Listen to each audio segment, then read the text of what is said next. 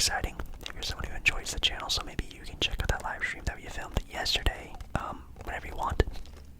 But tonight we're talking NBA. We are actually doing my NBA awards. Yes, the MVP, six-man, coach of the year, yada yada yada. You get the idea.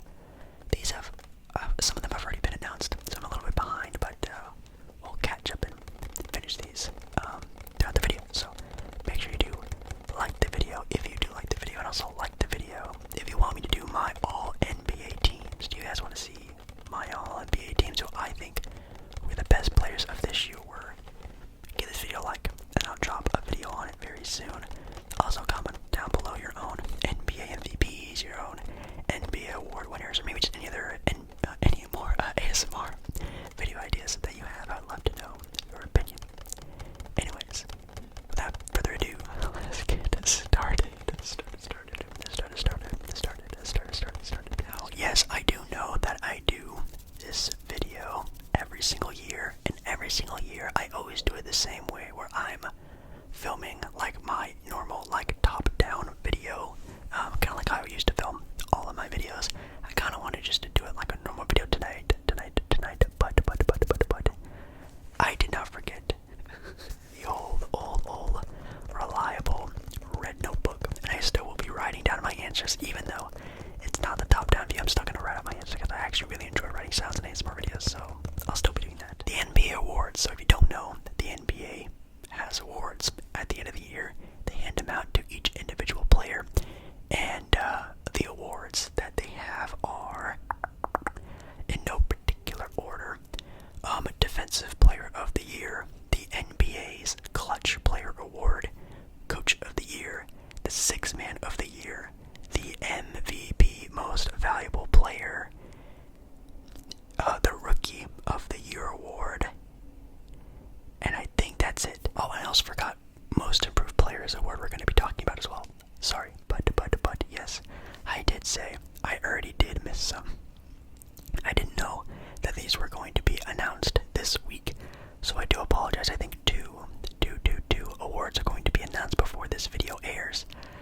I do apologize. The first award that was already announced, which was yesterday, as you guys are watching this video tonight, was in fact Defensive Player of the Year, and the finalists were Brook Lopez, Jaren Jackson Jr., and Evan Mobley, and the winner of the Defensive Player of the Year went to Jaren Jackson Jr. of the Memphis Grizzlies. I think Brook Lopez definitely had a pretty good case this year, being a pretty great reason why the Milwaukee Bucks still were such an amazing team after such a hard first couple months in the NBA season. He really made that team a great defensive team, and Evan Mobley's still a young guy, so he'll have plenty of times to probably get in a finalist spot or even win it a couple times in his NBA career. But Jaren Jackson Jr. has been holding it down for the Memphis Grizzlies. Anyways, next award that we are actually going to be really discussing is a video that comes out today as you're watching this video live, if you are watching this video live, and it's in fact the NBA Clutch Player of the Year, which I guess just goes to the NBA's clutchest player, which I think is super interesting. Finalists are Jimmy Butler, DeMar DeRozan, and De'Aaron Fox. Yes, some pretty interesting group of players there. I in fact already have my answer for who I want to win and who I think is going to win this award.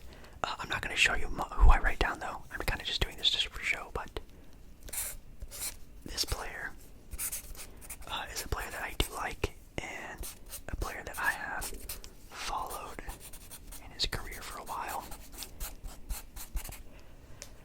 My winner is in fact De'Aaron Fox. Yes, I have a De'Aaron Fox winning NBA's Clutch Player of the Year. I've seen this man take over games at the end of stretches. I've seen this man hit game winners at the end of games, and he's also just on one of the best teams in the NBA. Kind of thinking about this award a little bit in hindsight as well. well, since he has been having a pretty good series already in the NBA playoffs. Man, I think DeMar DeRozan is a pretty clutch player. I think he's a pretty reliable player. And obviously Jimmy Butler is a player that's going to play with 10,000% of his energy throughout the entire game. But De'Aaron Fox has not only given so much of energy and effort to this newly revitalized Sacramento Kings team, he's actually also been very efficient, very clutch in the fourth quarter, in the last moments of the games. He's actually a player that I would really, really trust with the ball in his hands to make a play happen. So, big round of applause for De'Aaron Fox. I think this is his award to lose, which I think is super exciting and kind of cool that the Kings are getting so much love this year. Next up, we have the award of Coach of the Year. We have Thunder head coach Mark Daigneault, however you pronounce it, no offense.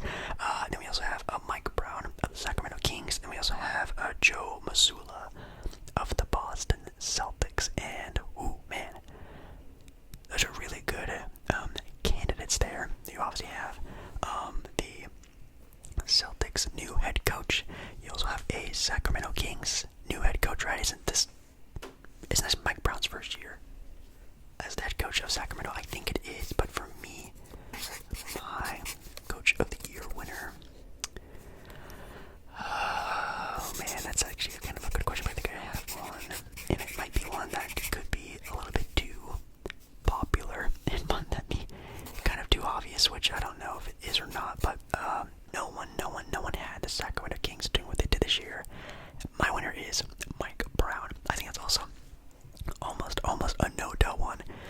Maybe unless you're just not a Kings believer, which sure, why not? But yeah, just whatever happened to that King squad, whether it is just the more veteran leadership that have been acquired on that team, definitely on the bench role, and just how just different this team looks and acts as a franchise over the past handful of seasons after being probably the laughingstock of the NBA for many years.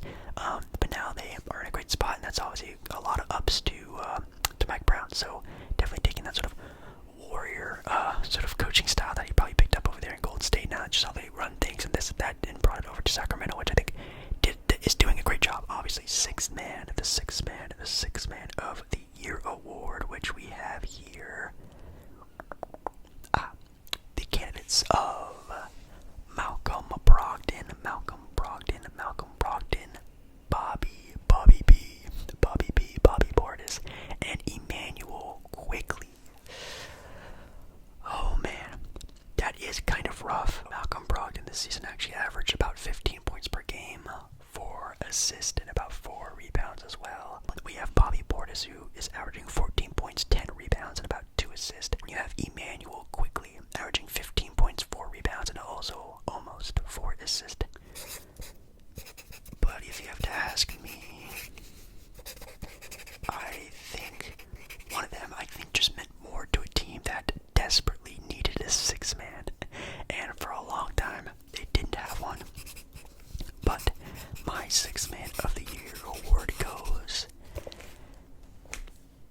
to Emmanuel Quickly. Yes, Emmanuel Quickly of the New York Knicks. Yeah, the Knicks this year, definitely a surprise team, definitely doing amazing with what they have. As of the recording of this video, they are up in their series. Maybe they're tied now, I don't know, but man, that team definitely switched gears pretty heavily throughout the year, and definitely is looking like a team that might be able to make it to the second round. We're going to have to see, but Emmanuel Quickly is a big part of that, and also obviously the acquisition of Josh Hart really made a big difference as well. But man, that's almost a toss-up award in my eyes, because again, Bobby Portis definitely has maybe the defensive edge, if you want to call it that, being just a better defensive player. But if I'm thinking of a 6-man, I'm thinking of impact on the court, and Emmanuel Quickly, in my opinion, just had a bigger impact on the court, meant more, even closed the game for the Knicks. I obviously know Bobby Portis can do that as well, but on a team that was sort of under the radar, really elevated this team, and I think that's what's maybe more important, if you want to call it, for being a 6-man. Next up, we have the award of most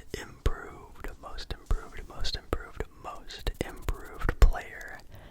The nominees are, we have Shai Gilgeous-Alexander, we have Lauri Markkanen, also have Jalen Brunson of the New York Knicks as well. And I think one of them is still kind of a no-do one, and that's SGA. I would hope that we all knew that SGA was going to be this good. Well, maybe not this good, like averaging 30 points and almost 10 assists and blah, blah, blah. He's averaging almost actually 32 points, 6 assists and 5 rebounds. Looking like a potential triple-double type of guy later on in his career, can defend super well. But no offense, he's young, and we all already knew he was going to be this good, so he's kind of out of the candidacy a little bit. We all knew he was going to hit this at one point. So I think Brunson and Laurie, I think this is their awards, and I'll do it in pencil this time actually. My winner for six man for most improved player is in fact Laurie Markkanen. Laurie Markkanen is my winner for most improved player. Now, if you want, you can definitely argue Jalen Brunson, and I think it's a good argument. He definitely, again, elevated the Knicks. He's helping the team a lot. He was even kind of an underdog going into this year because, again, people didn't like the pickup. He was getting paid too much. He's another undersized guard, this and that. And it turns out he is definitely playing above his pay right now, in my opinion, especially, again, sort of a hindsight look into how the Knicks are playing in the playoffs this year already. Looking pretty good, averaging 20 points, about 4 rebounds, and 6 assists on the season. Definitely is helping this team go from barely a play-in team to a playoff team, which is pretty insane. But Laurie Markkanen, averaging 26 points per game, 9 rebounds, is insane because he went from a player that was kind of peaked, maybe even done in the NBA as when it comes to player development, going from 14 points one year to jumping to 26 points another year is insane. I even thought Laurie was just a bona fide role player, but turns out he's actually pretty good at basketball, so that's really cool. Next up,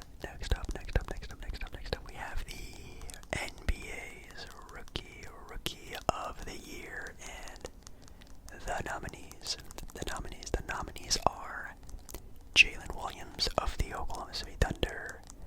We have Paolo Banchero of the Orlando Magic. And last but not least, we have another Utah Jazz player in Walker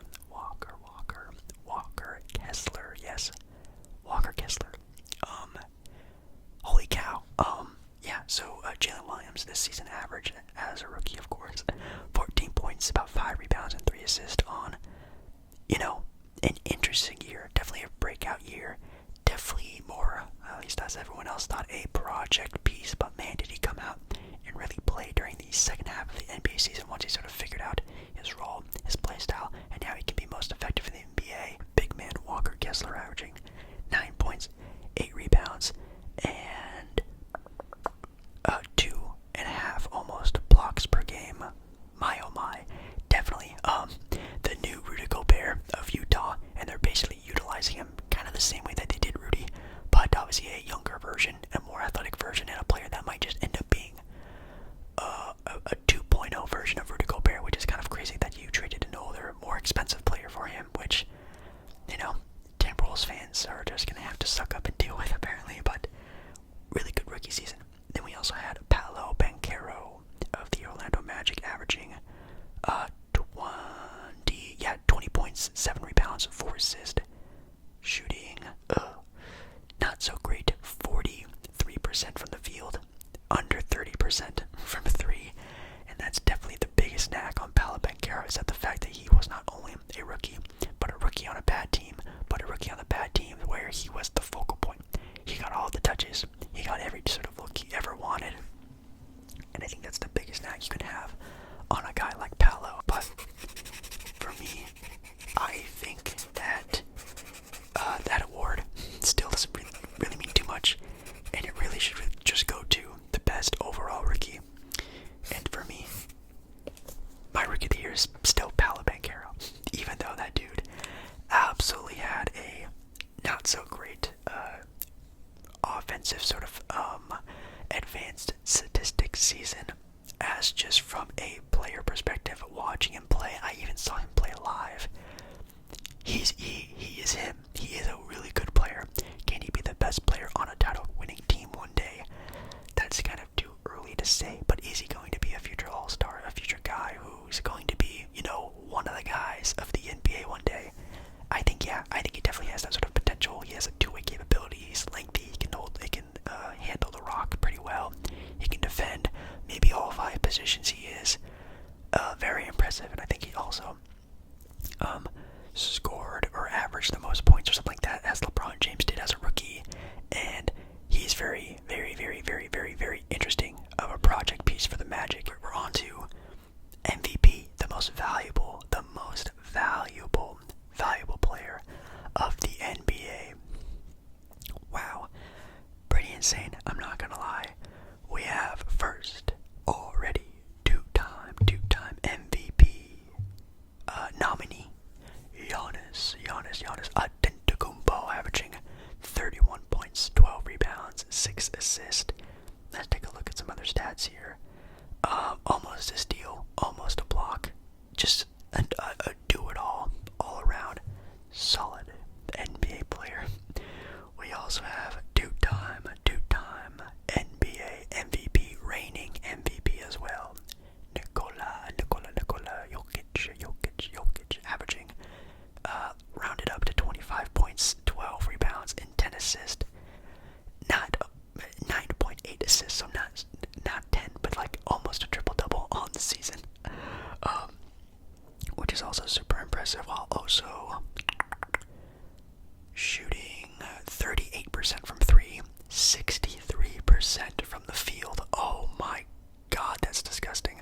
Averaging over a steal and about a block a game. One more guy that putting his name into the ballot, well, besides Jason Tatum, which I guess he was like an honorable mention, Jason Tatum, who actually had a pretty solid year this year, but it goes to Joel, the process, Embiid. Joel Embiid gets the nod, averaging 33 points per game. My god, 10 rebounds, 4 assists. I think he led the league in scoring this year. Let's see here, shooting 33% from 3, almost 55% from the field, averaging nearly 2 blocks and a steal. Oh my god.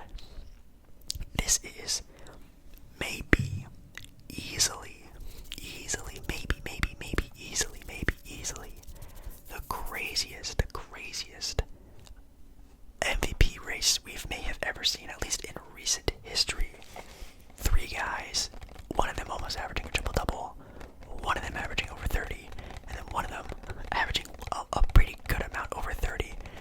I mean, it is insane.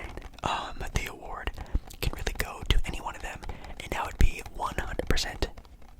Yeah, I would agree, because there's an argument for every single one of them.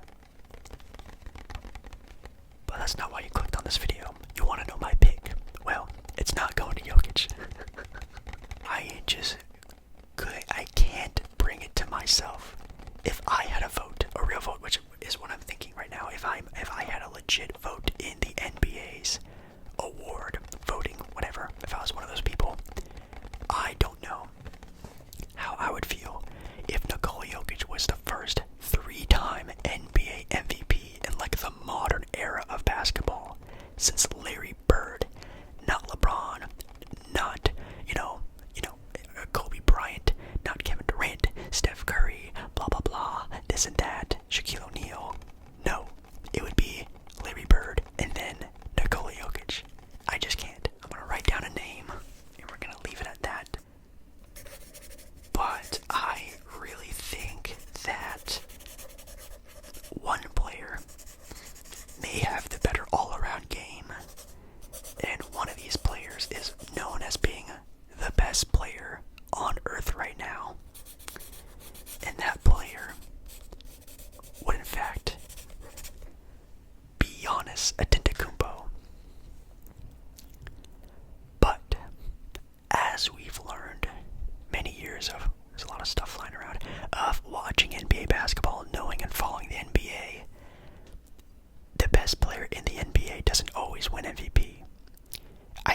Giannis is in that realm right now where he is known as the best player in basketball.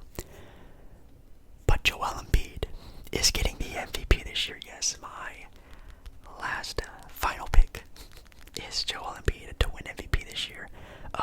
I think Giannis is the best player on earth. I think he's the player who is just the best on offense and defense. He can do so much on both ends. As an all-around player, he's probably the best. And this year, he put up great stats on the number 1 seeded team in the Eastern Conference. But Joel Embiid, the entire year, has been there. He has been there. He led the league in scoring. He is doing literally everything he can to get at least one MVP, after many people think he might be the most dominant true center since Shaquille O'Neal. And I think if you get that sort of a title, you should at least get an MVP. He has the storyline of being a player that always is forgotten, always is the last guy in the MVP race and to almost get it, but not quite there. I think this year is his year, and I'm going with him. Joel Embiid as my MVP. So, yeah, I think that's all the awards. So we have MVP MVP Joel Embiid. We have De'Aaron Fox with the Clutch Award. We had Jaren Jackson Jr.